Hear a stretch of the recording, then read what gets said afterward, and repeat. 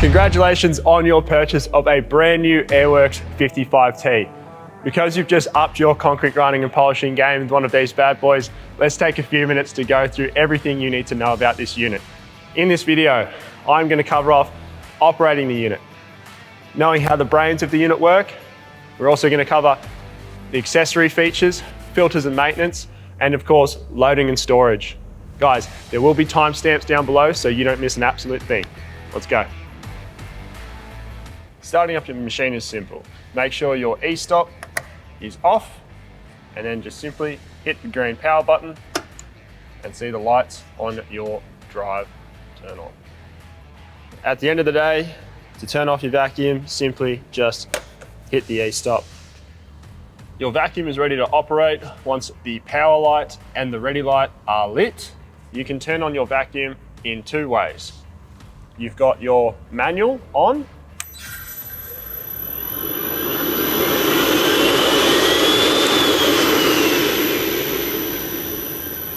and of course, manual off. Now, 55Ts also have a great feature of switching them to remote control mode and simply using the two remotes provided.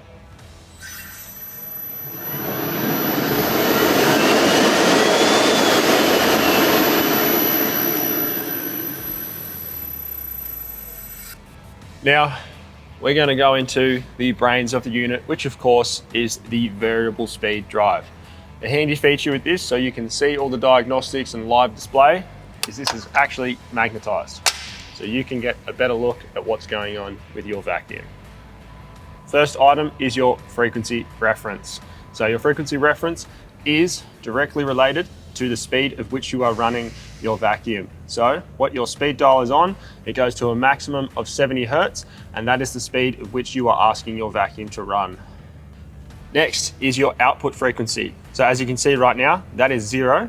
But when we go to run the vacuum, that will be the actual speed that your motor is running at. So your side channel blower out the back here, the one that creates all your suction, that will be a live feed of what is actually happening with your blower. That will be directly the same as your frequency reference, unless there is an issue or a blockage in which it is not going to be pulling the same amount of hertz. Let's run it.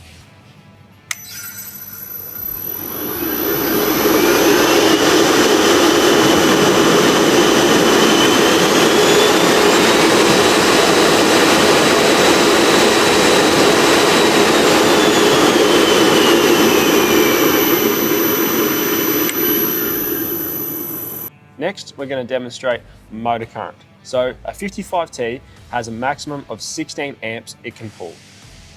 And that's when it will display the overcurrent, and you will need to adjust your frequency reference here and adjust your speed to get that motor current to come off. There can be a number of factors that will cause the overcurrent to turn on. It could be a blockage in the hose, an issue with your socks, or something else causing suction problems. We'll demonstrate that in a moment.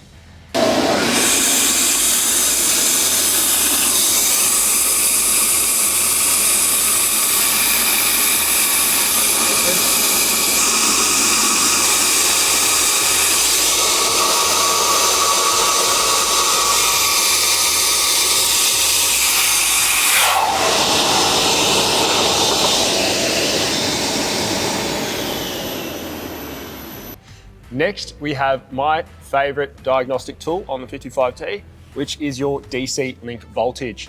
So your DC link voltage here is a live gauge of the power that is coming in to your 55T. We usually want this to be around the 600 volts, but as you're on house power, it's a little lower. This is a great diagnostic tool for figuring out exactly what your 55T needs to be running right. Accessories on your 55T. Two 240 volt outlets on the side of the 55T, handy for plugging in your small hand grinders, small vacs and other 240 volt accessories, with a built-in circuit breaker into the electrical box here. You also have your puncture-proof wheels, great for getting your vac on and off site, along with your lockable Castor wheels to make sure that vac's not going to go anywhere if you're on site. Also, you have a blanking plug for your inlet on your vacuum for transportation only. This is so it's H-class, there's no dust escaping while you're in transit. You also have 2 remote fobs for start, stop. That is one of the best features on this 55T, very handy on site. You also have a 32 amp auxiliary plug on the other side of the 55T to your 240 volt outlets. That is handy to plug in your grinder to your vacuum, daisy chain them both together, makes it nice and easy. Every 55T also comes with a continuous bag collar for your continuous bag option. The primary filters are housed in the main silo and can be easily accessed by undoing the hose link, releasing the silo toggle latches, and fold the silo open. Now you can release the primary filter toggle latches and simply lift out the primary filters. The secondary filters are at the back of the machine. To access these filters, release the secondary filter toggle latches. As you can see here, this vacuum is H-class, so it requires a tool to access. The primary filter socks are housed in the silo here. Now their job is to catch the bulk material that's coming off of the floor and then drop it down into your dust bags. If you are changing these socks at home, we recommend that you change these socks every 6 months with daily use. If you are changing them at home, please note the configuration, because this is the way that they need to go back into the machine to ensure that you are getting maximum suction capacity through your 55T. Now, the secondary filters are housed in the back of the machine. Their job is to catch the fine dust that would have possibly gotten through the primary filter socks here to ensure that clean air is going back into the job site.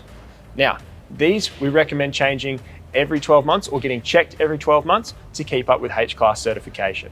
Your 55T also has a handy feature for loading and unloading into your van, trucks, trailers, whatever you need to get your 55T on and off site.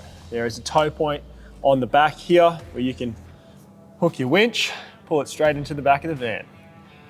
Now, if you need to crane your 55T off the truck onto site, there is also a specific way we have designed you to do that.